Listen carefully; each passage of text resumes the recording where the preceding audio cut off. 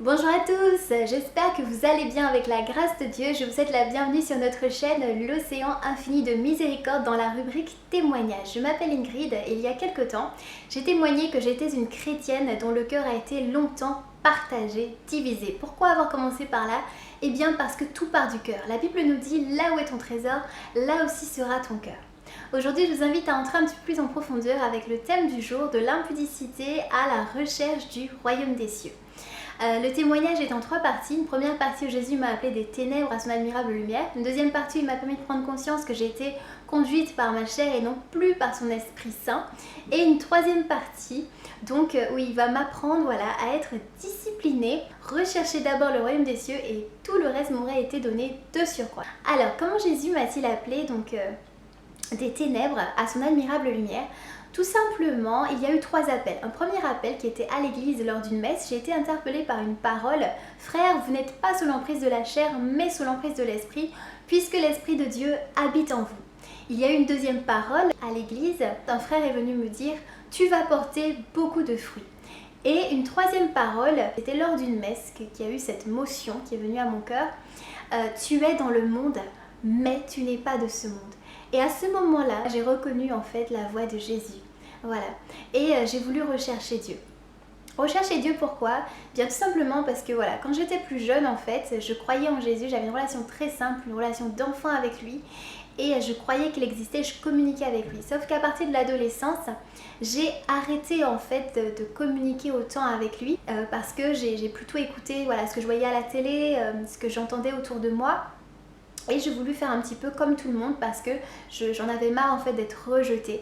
Et du coup, voilà comment je vais m'éloigner un petit peu du Seigneur au fur et à mesure. Bref, donc j'ai été invitée à faire une retraite spirituelle. Et c'est lors de cette retraite spirituelle que, à travers enseignement, témoignage, adoration, jeu, chant et surtout confession, eh bien le Seigneur va mettre en lumière les ténèbres qu'il y avait dans ma vie. Ceux qui m'éloignaient de lui et ceux qui m'empêchaient d'être heureuse. Il y a eu tout d'abord donc l'idolâtrie, idolâtrie des stars, idolâtrie également des boîtes de nuit, où je pratiquais des danses assez suggestives et également mes tenues aussi étaient très sexy. Aussi il y a eu le péché d'impudicité. Des relations sexuelles hors mariage ou encore fornication. Donc 1 Corinthiens 6 à partir du verset 12 et suivant nous en parle, notamment le verset 18, fuyez l'impudicité car tout péché que l'homme commette est à l'extérieur de son corps, mais celui qui fornique pêche contre son propre corps. Et également j'étais dans les péchés de convoitise, d'ailleurs c'est le premier péché qui m'a conduit à tous ces péchés-là. Et également il y a eu l'alcool. Il y a une période de ma vie, surtout après ma première rupture en fait, où j'ai touché à l'alcool pour me détruire. C'était vraiment ce but-là en fait. Et donc j'ai fait vraiment un excès d'alcool. Et puis j'ai touché une fois à de la drogue. On m'a montré qu'il y avait de la colère dans ma vie, de la jalousie, des querelles. Bref. Ah oui, et puis un grand vide, un très très grand vide que j'essaie de combler par toutes ces choses en fait. Et puis finalement le Seigneur quand il m'a montré tout ça, je me suis sentie coupable, je me suis sentie honteuse. Et lui, ce qu'il m'a dit, c'est qu'en fait, mon péché est vraiment comme un grain de sable et que l'océan infini de son amour, en fait, pouvait tout effacer, quoi. Et là, je me suis dit, on m'avait jamais dit ça. Ou alors peut-être qu'on m'avait dit, mais je n'étais pas prête à entendre ce message-là. Mais c'est magnifique. Et Dieu m'expliquait qu'il était capable de me permettre de tout reprendre à zéro, de m'offrir en fait vraiment une vie de joie, être heureuse. Et effectivement, c'est ce qui m'est arrivé quand j'ai accepté Jésus dans ma vie. Et bien il m'a permis de naître de nouveau en fait, de vivre ce qu'on appelle une nouvelle naissance. Et du coup ma vie a complètement changé. Ma façon de m'habiller était de plus en plus décente ou adaptée en tout cas au lieu où j'allais. Et j'ai trouvé un équilibre grâce à Dieu. Il y avait également les lieux que je fréquentais, donc je fréquente plus les boîtes de nuit. Le Seigneur m'a permis de vivre l'abstinence sexuelle, donc non pas par mes propres forces mais bien par sa grâce en fait. Et puis il y a beaucoup de choses qui ont changé, même ma façon de voir les gens. Je suis devenue moins égocentrique, moins égoïste. Et également il m'a permis de pouvoir voir la nature autrement. Je passe à la deuxième partie. Vous n'êtes pas sous l'emprise de la chair, mais sous l'emprise de l'esprit. C'est le message que Dieu avait pour moi donc depuis le début, mais que je n'avais pas saisi entièrement. Pourquoi? Eh bien parce que la première partie, comme je vous ai dit, elle a duré en fait 3 ans à peu près, et puis ensuite il y a eu comme une espèce de tiédeur qui est venue. J'avais un petit peu plus trop le goût à la prière, je me disais, je vivais en fait vraiment selon mes ressentis, selon mes émotions. Voilà, je suis fatiguée, je priais après, voilà, je me sens comme ça, nanani, nana. Et puis surtout qu'en fait, à un moment donné, en fait, quand j'ai rencontré Jésus, je pensais qu'il m'appelait à être religieuse. Quand il m'a fait la révélation qu'il m'appelait donc à me marier et non pas donc à le servir en tant que religieuse, eh bien moi je me suis focalisée sur ça et donc j'ai pensé que ce serait moi qui devais gérer en fait cela, et j'ai pas laissé Dieu me donner finalement ce fameux mari qu'il avait pour moi. Non, je suis partie dans une quête du mari. Donc j'étais plus en fait focalisée sur le royaume des cieux, mais j'étais une personne qui était à la recherche finalement de l'époux, de l'homme de sa vie. Tout ça, donc la tiédeur, la quête du mari, également donc se laisser conduire par les émotions, par les sentiments, tout ça va me faire commettre en fait des choix qui seront complètement irrationnels parfois. Jésus m'a montré que vraiment j'étais en train d'être comme un chien qui ravalait son vomi. Et que j'étais une personne qui finalement devenait un contre-témoignage. Pourquoi? Eh bien parce que j'avais arrêté d'aller dans les boîtes de nuit, mais je me suis laissée conduire en fait une première fois dans les bars. Et puis ensuite, ce qui était occasionnel est devenu régulier. Et Dieu m'a montré que les bars finalement dans lesquels j'allais étaient des bars boîtes de nuit en fait.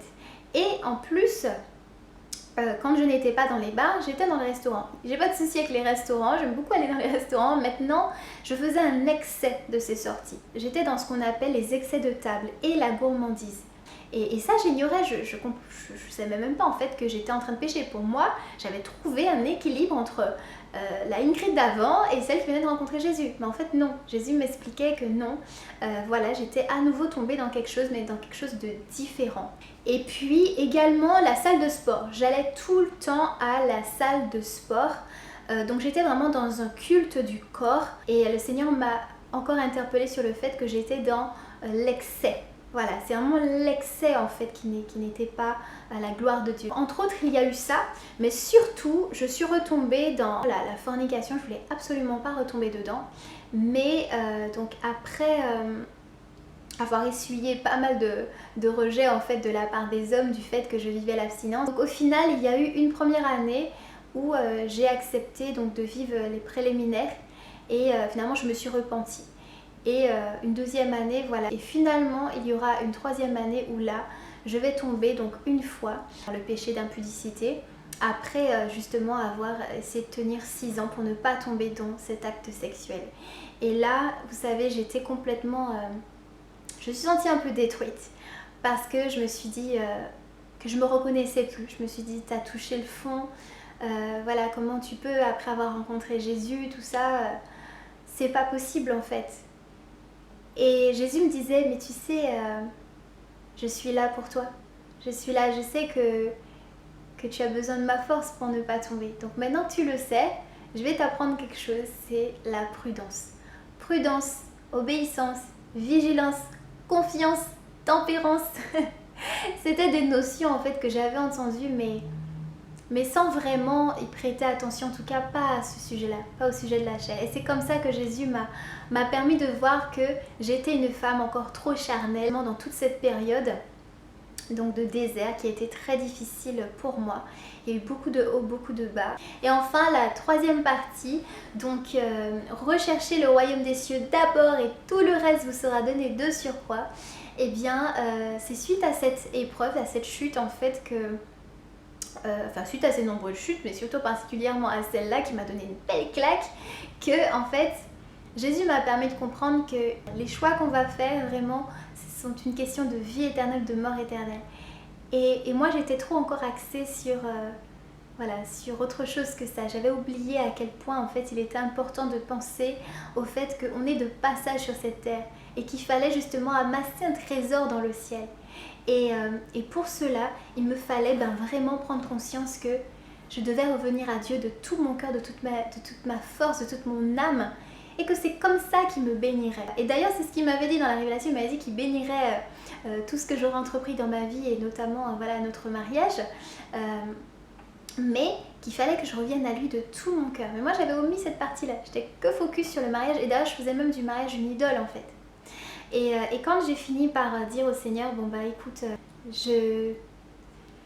que je me marie ou pas, ça m'est complètement égal, moi tout ce que je veux c'est que je veux pas te perdre Seigneur pour l'éternité, je veux juste être avec toi aujourd'hui et toute ma vie Seigneur parce que tu es tout pour moi, je suis absolument rien sans toi et j'envisage pas une seule seconde de ma vie sans toi Seigneur et voilà. Donc au final, Jésus a permis que j'apprenne pas à pas à me confier à des frères dans la foi. Donc j'ai rejoint une communauté catholique qui s'appelle Vie et Partage, mais également j'étais au Renouveau Charismatique aussi. Et à travers ces deux communautés-là, j'ai pu cheminer avec Dieu et apprendre finalement à être un disciple du Christ. Donc vraiment à vouloir suivre ses enseignements et sans compromis. Et à prendre des décisions fermes et puis à pouvoir reconnaître mes faiblesses et à me confier mais à ne plus vivre ma foi seule mais vraiment en église.